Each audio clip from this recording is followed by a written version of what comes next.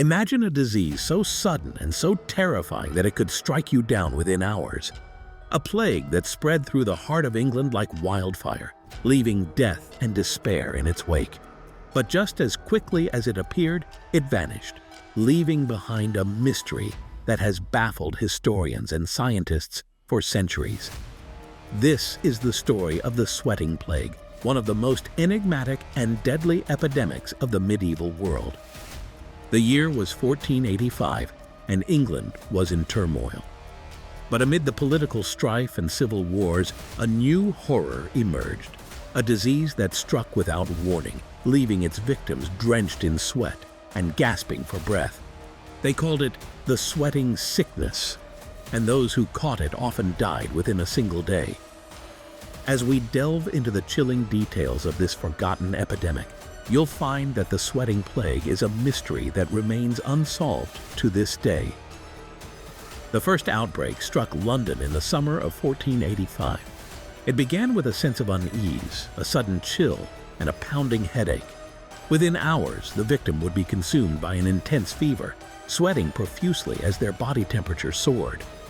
But the most terrifying symptom was the sheer speed at which the disease progressed. Many who contracted the sweating sickness were dead by nightfall. No one was safe, not the rich, not the poor, not even the young and healthy. The disease seemed to strike at random, spreading rapidly through crowded towns and cities. Physicians were baffled, unable to find a cure or even understand what they were dealing with. All they could do was watch helplessly as their patients succumbed to the mysterious illness. Over the next few decades, the sweating plague would return in a series of devastating waves, each more deadly than the last. The most severe outbreak occurred in 1528, when the disease swept through Europe, reaching as far as Scandinavia and the Baltic states. But then, as quickly as it had appeared, the plague vanished, leaving behind no trace of its origins, no explanation for its disappearance, and no clear understanding of what caused it. But what made the sweating plague so terrifying wasn't just its lethality, it was the mystery surrounding it. Unlike the Black Death or smallpox, the sweating plague left no obvious signs of infection, no telltale rash or sores.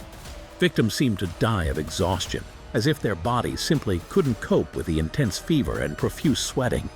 Some believed it was a punishment from God. Others thought it was caused by bad air or contaminated water. But none of these theories fully explain the disease, and to this day, we still don't know what caused the sweating plague, or why it disappeared so suddenly.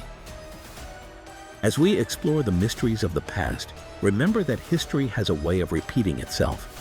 And who knows, the sweating plague may not be as forgotten as we think.